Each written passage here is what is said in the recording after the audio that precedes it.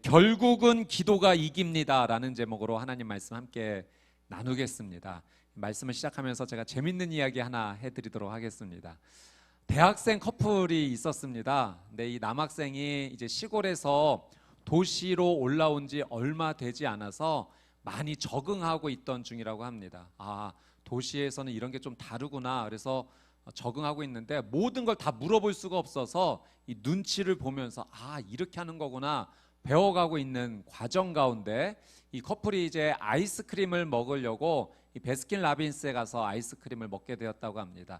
여자친구가 먼저 이렇게 주문했어요. 저는 베리베리 스트로베리 주세요 라고 아이스크림을 주문했고, 남학생이 눈치를 보면서 도시에서는 아이스크림 주문 이렇게 하는구나, 바닐라 아이스크림 먹고 싶어서 저는 닐라 바닐라 주세요 라고 이제 주문을 했던 거죠. 근데 이 점원이 아주 센스 있게 응답해 주었다고 합니다. 알았다 알았다.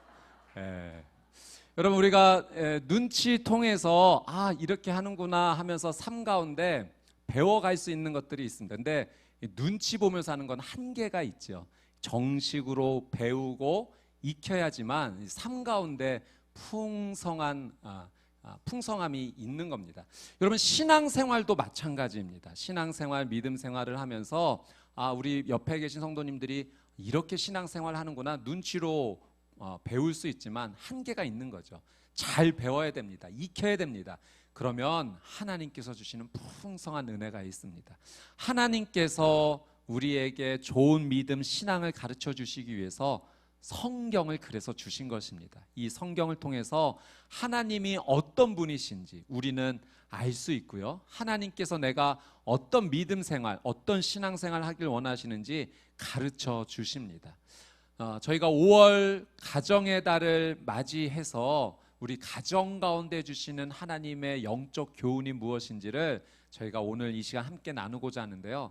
하나님께서 우리의 가정 가운데 이렇게 기도하라라는 영적 교훈을 주십니다. 하나님 주시는 귀한 말씀 붙잡고 우리 개인의 삶이, 또 우리 가정이, 우리 교회 공동체가 하나님 앞에 믿음으로 반응하시게 되기를 주님의 이름으로 축복합니다. 성경에 보니까 예수님께서 이렇게 기도하라라고 가르쳐 주신 부분이 있어요. 마태복음 7장 7절 8절 말씀인데요. 우리 한번 우리 가져오신 우리 성도님들 한번 성경책을 한번 열어보셔도 좋겠습니다.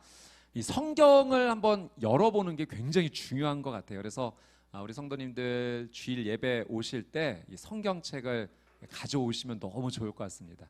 신약 성경 제일 첫 부분에 있죠.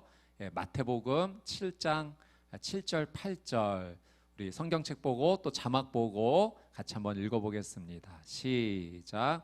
구하라 그러면 너희에게 주실 것이다. 찾으라 그러면 너희가 찾을 것이다. 문을 두드리라 그러면 너희에게 문이 열릴 것이다. 구하는 사람마다 받을 것이며 찾는 사람이 찾을 것이며 두드리는 사람에게 문이 열릴 것이다. 아멘. 예수님께서 기도하라 우리에게 가르쳐 주세요. 구하라, 찾으라, 두드리라. 하나님 앞에 나와 구하고 찾고 두드리는 자에게 하나님께서 합당한 은혜 주실 것이다 약속하십니다. 여러분, 기도하면 하나님께서 응답 주십니다. 아멘. 여러분, 이 하나님께 기도할 때 은혜 주신다라는 사실이요 너무나 큰 신비입니다. 여러분, 사실 이 기도의 모습은 어떻게 보면 가장 소극적인 모습 아닙니까? 무언가 적극적으로 행동하는 모습이 아니라 가만히 멈추어 서서 나의 삶을 정지시키고 하나님 은혜 주십시오, 도와주십시오, 그래야 나에게 살 길이 열립니다. 이렇게 하나님 앞에 기도하는 이 기도의 모습은 어떻게 보면 세상에서 가장 소극적인 모습일 수 있어요. 근데 여러분, 놀라운 사실은 이런 소극적인 기도를 통해서 하나님께서는 적극적인 역사를 만들어 가신다는 사실입니다. 하나님께서 우리의 기도의 모습, 나는 하나님 없이는 안 돼요라는 이 모습을 받아주셔서 하나님의 놀라운 역사를 만들어 주신다는 거죠. 지난주에 제가 우리 한 성도님 이렇게 신방 가면서 학원을 이제 오픈하시게 되었는데 그 과정의 이야기를 들으면서 참 은혜가 되었습니다. 하나님께 기도하며 나가는 과정마다 하나님께서 은혜를 주신 것입니다.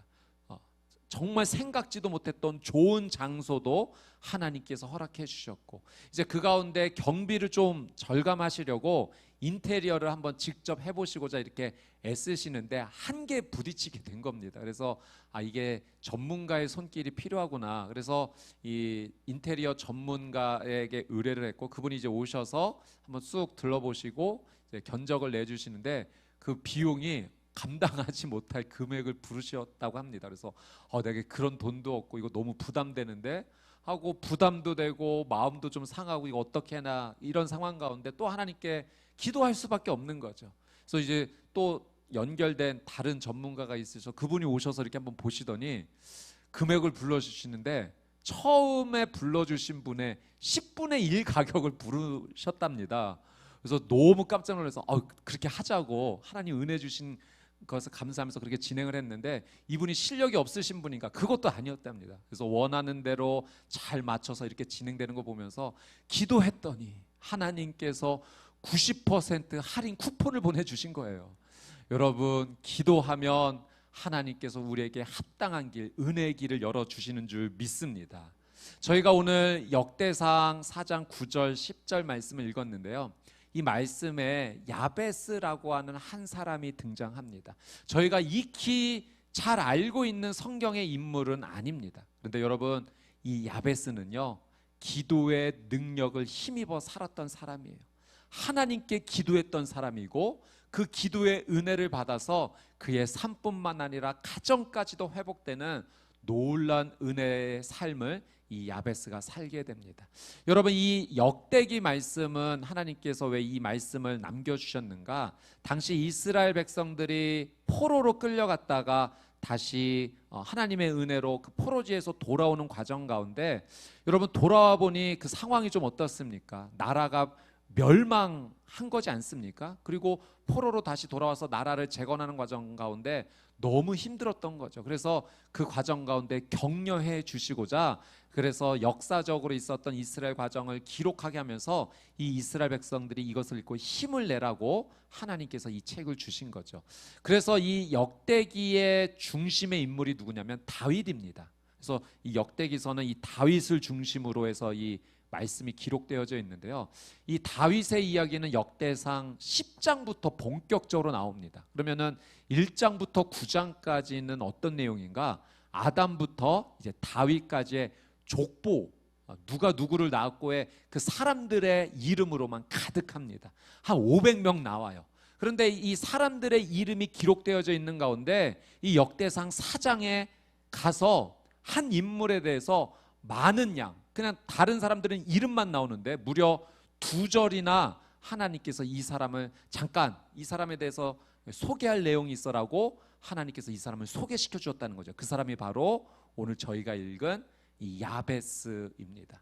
이 야베스는 이 유다 가문이기는 하지만 그렇게 주류 가문에서 태어났던 사람은 아니에요. 이 비주류 가문 가운데 어떻게 보면 많은 사람이 주목하지 않았던 이 사람의 인생인데, 또 그의 삶을 들어보면 어려운 부분이 참 많이 있었습니다. 그런데 하나님께서 이 사람을 주목하신다는 사실이죠. 그리고 오늘 우리로 하여금 그 말씀을 읽게 하신 이유가 무엇이겠습니까? 야베스를 통해 우리에게 주시고자 하는, 우리의 가정 가운데 주시고자 하는 영적 교훈이 있는 것입니다. 자, 하나님께서 우리 개인에게, 우리 가정에게, 우리 교회 공동체 가운데 어떤 영적 교훈을 주시는가? 우리 9절 말씀 같이 한번 읽어보도록 하겠습니다. 9절 말씀 같이 읽습니다. 시작. 야베스는 다른 형제들보다 더 존경을 받았습니다. 그의 어머니가 야베스라는 이름을 붙여주면서 내가 아이를 고통 가운데 낳았다라고 말했습니다. 여러분, 야베스가 태어났을 그 당시 가정 환경이 어떤 환경이었는가 아주 자세히는 알지 못하지만 좋지 않았다라는 사실은 분명히 알 수가 있어요. 여러분, 이 9절 말씀해 보니까 야베스라는 이름을 누가 지어줍니까? 그의 어머니가. 여러분, 보통 이스라엘 백성들은 자녀의 이름을 아버지가 지어줍니다. 그런데 어머니가 이름을 지어주었다는 것은 어떤 의미겠습니까? 지금 이 상황 가운데 아버지가, 남편이 부재하다라는 사실이에요.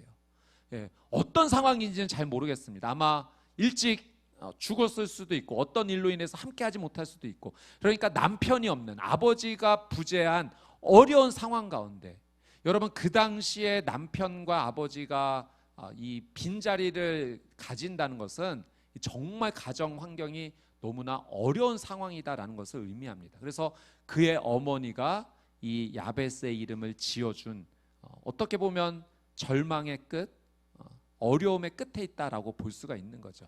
그리고 이 야베스의 이름의 뜻이 무엇인가? 여러분, 이 야베스의 어머니가 이 아들을 낳으면서 이렇게 말합니다. 내가 아이를 고통 가운데 낳았다.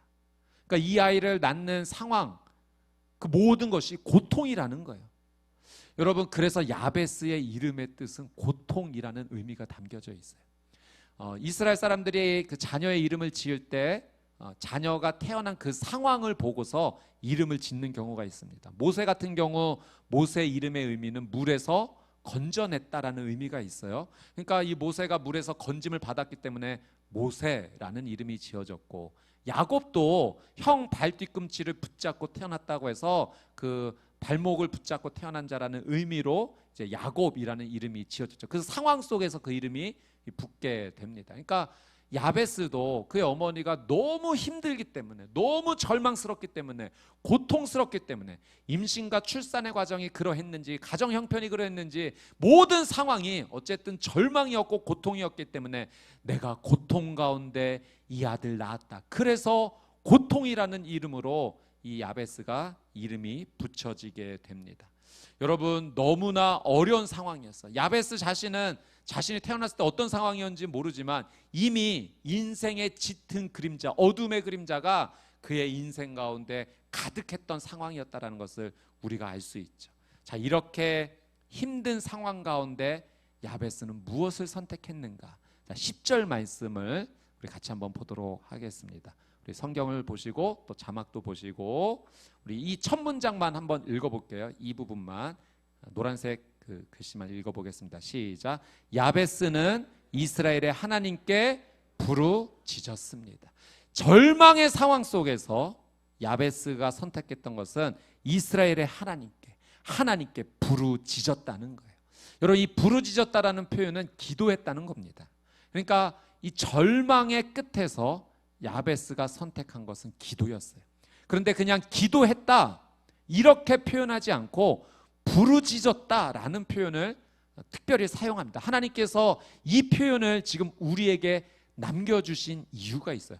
여러분, 부르짖었다는 것은 크게 소리 질렀다는 겁니다. 여러분, 우리가 어떤 상황 속에서 크게 소리를 지릅니까? 아주 절박한 상황 가운데, 생명이 위협이 있는 순간 가운데, 그때 우리는 소리 지르는 거예요. 살려주세요, 살려주세요. 우리는 이렇게 간절하게 소리 지를 수밖에 없는 거죠. 그러니까 야베스가 하나님께 소리 지르며 기도했다는 것은 지금 이 상황 가운데, 이 절망 가운데 나를 구원해 주실 분, 내게 생명을 주실 분은 하나님밖에 없습니다. 부르짖은 거예요. 소리친 거예요. 하나님 살려주세요. 그렇게 야베스가 하나님께 나아갔던 것입니다. 여러분, 야베스가 하나님께 부르짖었다라는 이 말씀을 제가 말씀 준비하고 묵상하면서 성경에 있는 두 가지 사건이 떠올랐어요. 부르짖었던 두 가지 사건. 첫 번째는 이 소경 바디메오가 예수님께 부르짖었던 부분입니다. 여러분, 이 소경 바디메오가 앞이 보이지 않아서 평생 구걸하며 살 수밖에 없었던 인생입니다. 얼마나 큰 절망 가운데 있는 상황입니까? 그랬던 이 소경 바디메오, 여러분, 바디메오는 디메오의 아들이라는 이름의 뜻이에요. 그러니까 바디메오는 이게 성경에 그냥 디메오의 아들이라고 불렸던 거 보니까 이름도 없었던 것 같아요. 그러니까 그만큼 존경받지 못하고 절망 가운데 구걸하며 살아갔던 한 인생입니다. 그랬더니 그의 귀에 사람들이 하는 이야기가 들린 거예요. 예수라는 분이 계신데 그분은 못 고치는 질병이 없으시대. 그분 앞에 나아가는 자는 눈먼 자도 눈을 뜨고 말 못하는 자도 말하고 걷지 못했던 자도 걷게 된대. 이 예수님이라는 이름이 바디메오의 귀에 들린 겁니다. 그리고 그 예수님의 이름이 그의 마음 가운데 믿음의 씨앗으로 떨어진 겁니다. 그러던 어느 날 여리고에서 구걸하던 이 바디메오의 귀에 사람들의 소리가 들리기 시작합니다. 예수가 오셨다. 예수가 오셨다. 바디메오가 정신이 번쩍 든 거예요. 예수님께서 오셨다라는 소리를 듣자마자 그 자리에서 벌떡 일어나서 다윗의 자손 예수 그리스도시여 나를 불쌍히 여겨주십시오 소리치기 시작한 겁니다. 예수님이 어디 있는지 보이지도 않아요. 지금 예수님이 지나가고 계신지 멀리 있으신지 그냥 소리칠 뿐이에요. 다윗의 자손 예수 그리스도시여 나를 불쌍히 여겨주십시오. 사람들이 그를 제지시킵니다. 조용히 해. 네가 지금 소리칠 때가 아니야. 제지시키는데 그 손길을 뿌리치면서 다윗의 자손 예수 그리스도시여 나를 불쌍히 여겨주십시오. 예수님께서 이 소리를 들으셨고 그를 불러냅니다. 그리고 그의 눈을 치료해 주셨습니다.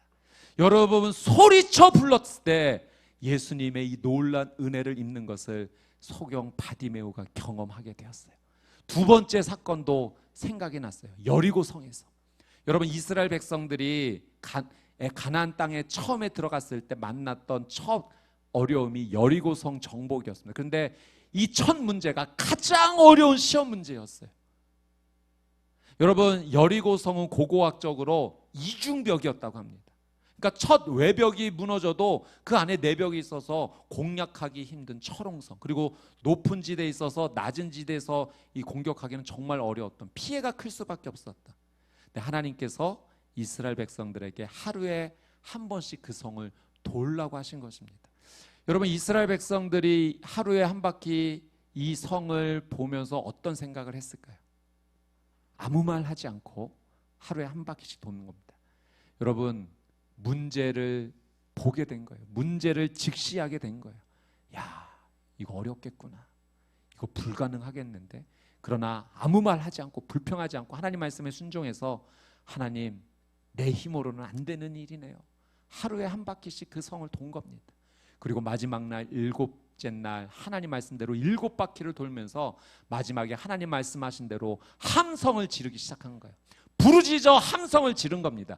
그 함성 소리를 하나님께서 기도로 들어주시고 여러분 놀랍게도 여리고성이 무너지게 되었습니다.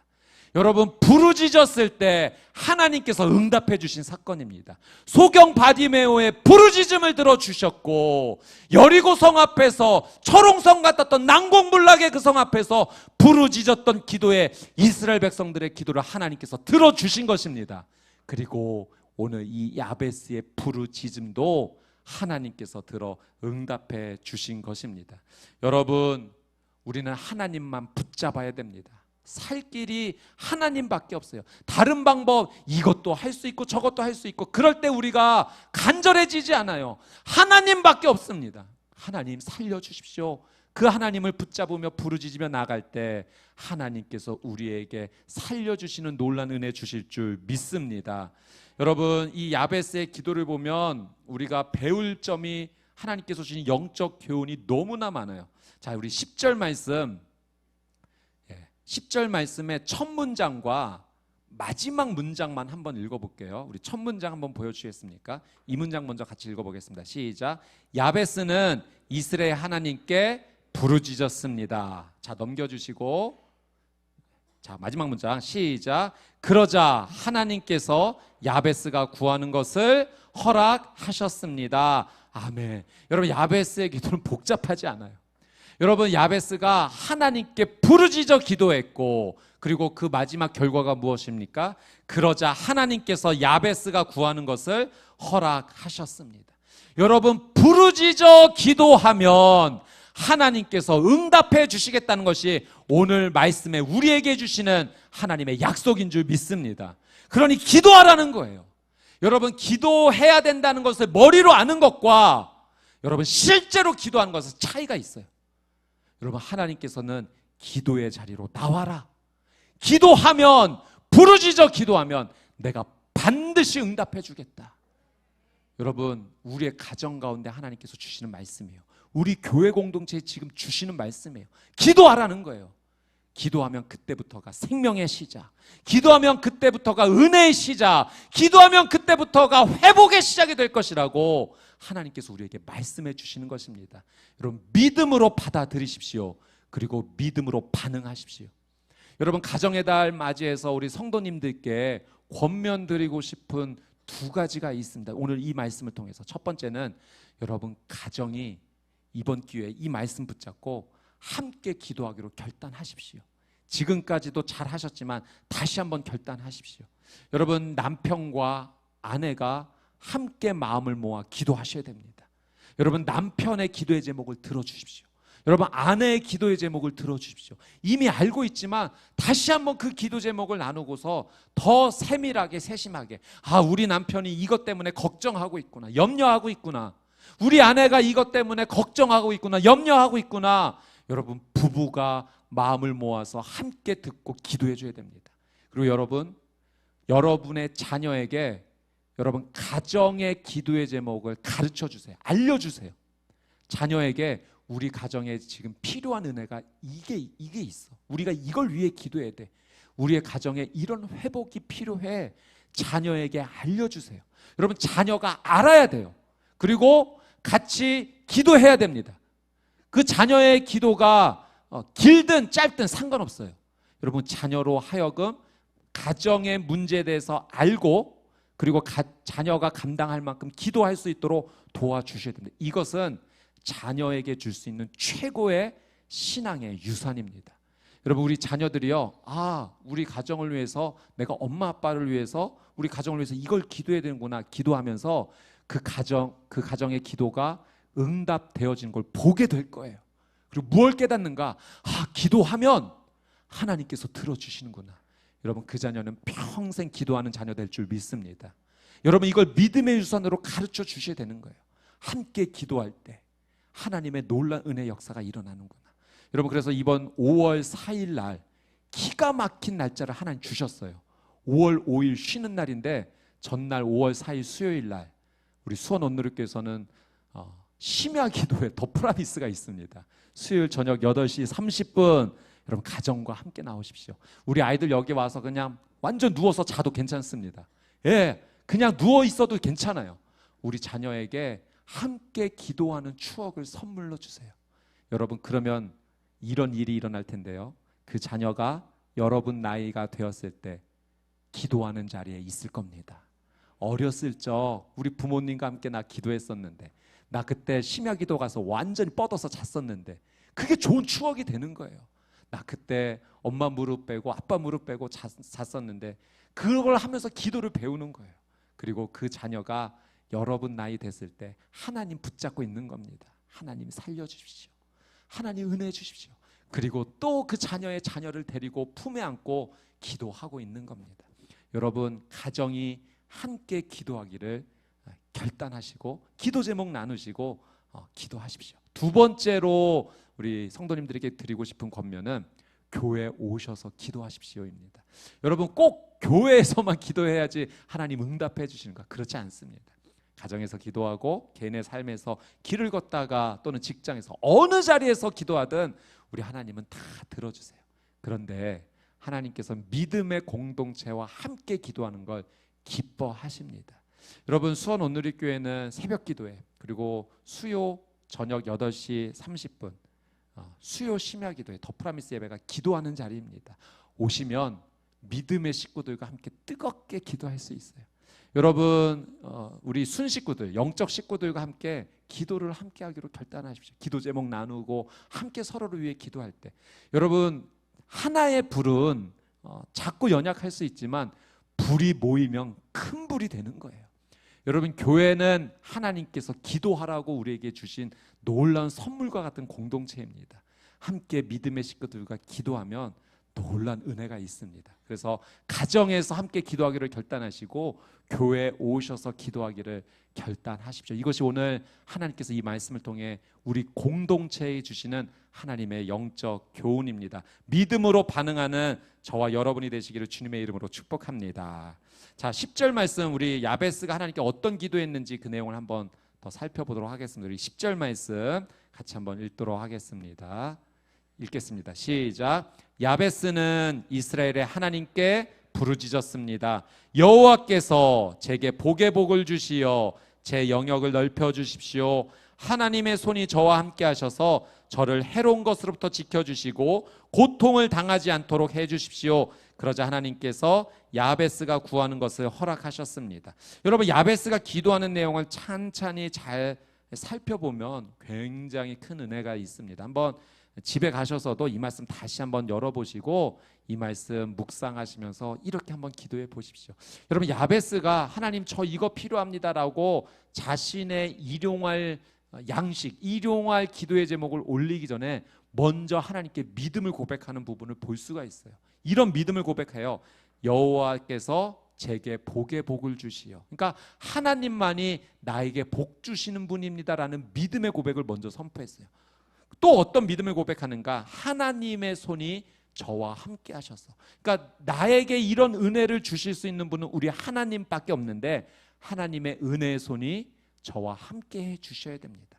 저는 야베스의 이 기도의 내용을 보면서 에스라의 기도가 생각났습니다. 저희가 지난 4월 달에 에스라 말씀을 이렇게 함께 묵상했는데, 에스라는 이스라엘 백성들이 포로에서 귀환할 때 2차 포로 귀환 때 지도자로서 이렇게 함께 했던 지도자입니다. 그런데 이 귀환할 때 에스라가 이런 기도를 해요. 우리 에스라 8장 21절에서 23절 그리고 31절 말씀인데요. 한번 성경을 한번 찾아보셔도 좋겠습니다. 자막도 함께 보시고 에스라 8장 21절. 자, 먼저 21절 말씀 한번 같이 한번 읽어볼게요. 시작. 그때 나는 아하와 강가에서 금식을 선포해 우리가 하나님 앞에서 스스로 낮춰 우리와 우리 자녀와 우리 모든 재산을 위해 안전한 여정이 되게 해달라고 기도했습니다. 자, 어떤 기도냐면 이제 그 포로지에서 예루살렘으로 귀환해야 되는데 하나님 지켜주십시오. 우리 자녀, 우리 재산 지켜주십시오. 그 기도를 했다는 거예요. 자, 22절 말씀 한번 볼게요. 22절 같이 한번 읽겠습니다. 시작. 우리는 이전의 왕에게 하나님을 바라보는 모든 사람에게는 우리 하나님의 은혜로운 손길이 그 위에 있고 하나님을 버리는 모든 사람에게는 그의 능력과 진노가 그를 대적하십니다라고 말한 적이 있어서 왕에게 차마 우리를 여행길에서 적으로부터 지켜줄 보병과 마병을 요구할 수 없었습니다. 자, 어떤 상황입니까? 이전에 그 왕은 이제 이방 왕이겠죠. 믿음을 고백한 거예요. 우리 하나님은 그 은혜로운 손길로 하나님을 의지하는 자에게 함께 해주셔서 지켜주십니다. 이런 말을 한 적이 있어서 차마 이번 귀환길에 군대 좀 붙여주시죠. 저희를 지켜줄 군대가 필요합니다. 이렇게 말할 수 없었다는 거예요. 그 믿음의 고백을 지키려고 왕에게 그런 요구하지 않고 대신 하나님께 기도한 겁니다. 자, 23절 한번 읽어보겠습니다. 23절 시작. 그래서 우리가 이 일을 두고 금식하며 하나님께 기도했더니 하나님께서 우리 간청을 들어주셨습니다. 자, 31절 말씀 볼게요. 31절 시작. 그 후 우리는 12일에 아하와 강가를 떠나 예루살렘으로 갔습니다. 뭐라고 표현됩니까? 우리 하나님의 손길이 우리 위에 있었고 여호와께서 가는 길 내내 우리를 적들과 매복한 사람들로부터 지켜주셨습니다. 아멘. 여러분, 하나님의 은혜의 손길이 있었기 때문에 하나님께서 우리를 지켜주셨고 보호해 주셨다라고 에스라가 고백해요. 그리고 야베스도 그렇게 기도하잖아요. 하나님의 손길이 저와 함께 해주셔야 됩니다. 여러분, 하나님의 손길이 함께 해주신다는 것은 두 가지 의미예요. 보호와 인도. 여러분, 이스라엘 백성들이 그 광야 땅에서 하나님께서 무엇으로 그 손길을 함께 해주셨습니까? 구름 기둥과 불기둥. 그 하나님의 손길이에요. 여러분, 그 구름 기둥 불기둥 하나님의 손길로 이스라엘 백성들을 보호해 주신 거예요. 그리고 인도해 주신 거예요. 광야에서 어디로 가야 될지 모를 때 그 구름 기둥 불기둥으로 그 이스라엘 백성들의 진로를 하나님께서 인도해 주신 거죠. 그러니 하나님의 은혜로운 손길이 내 위에 있어야 됩니다. 야베스도 그렇게 기도했고 에스더도 그렇게 기도한 것은 하나님 보호해 주셔야 됩니다. 인도해 주셔야 됩니다. 하나님 때 맞는 은혜 주셔야 됩니다. 그것을 믿음으로 고백한 거예요. 여러분, 이 믿음을 하나님께 고백하는 저와 여러분이 되시기를 주님의 이름으로 축복합니다. 하나님께서 내게 복 주시는 분입니다. 하나님만의 은혜의 손길로 나를 인도해 주십니다. 그 은혜가 있어야지만 나는 삽니다. 이 믿음을 고백하며 기도하는 우리의 삶이 되어야 됩니다. 자, 10절 말씀 보면 야베스가 이렇게 구체적으로 기도합니다. 제가 이 10절 말씀 한번 읽어드릴게요. 야베스는 이스라엘 하나님께 부르짖었습니다. 여호와께서 제게 복의 복을 주시어 제 영역을 넓혀 주십시오. 영역을 넓혀달라는 것은 하나님께 자신의 삶 가운데 기회, 비전 달라는 거예요. 하나님 사명 주셔서 하나님의 영광을 위해 한번 일해보고 싶습니다. 제 영역을 넓혀 주십시오. 자, 하나님의 손이 저와 함께 하셔서 저를 해로운 것으로부터 지켜주시고 하나님 보호해 주십시오. 이 기도했죠. 마지막 그의 간구는 무엇입니까? 고통당하지 않도록 해 주십시오. 그러자 하나님께서 야베스가 구하는 것을 허락하셨습니다. 저는 야베스의 이런 구체적인 기도, 우리도 이렇게 기도할 수 있고요. 저와 여러분은 지금 상황에 맞는 은혜 하나님께 구할 수 있습니다. 근데 마지막 야베스의 기도가 무엇이었습니까? 하나님 고통당하지 않게 해주십시오. 자, 여러분 한번 복습해 볼까요? 야베스의 이름의 뜻이 무엇이라고요? 고통. 왜 고통이라고 지어졌다고요? 그의 어머니가 그를 낳을 때 너무나 고통스러운 상황이어서, 그래서 그 고통의 절망 끝에서 하나님의 은혜로운 손길이 저와 함께 해주시기를 원합니다. 하나님 고통당하지 않게 해주십시오. 고통의 자리에서 이 고통으로부터 자유케 해주실 분이 누구이신가? 하나님의 믿음으로 고백하며 고통당하지 않게 해달라고 기도한 거예요. 여러분, 이 야베스의 기도, 야베스의 인생이 기록된 역대상 4장 9절 10절의 9절이 이렇게 시작해요. 야베스는 다른 형제들보다 더 존경을 받았다. 이미 결론을 하나님께서 말씀해 주셨어요.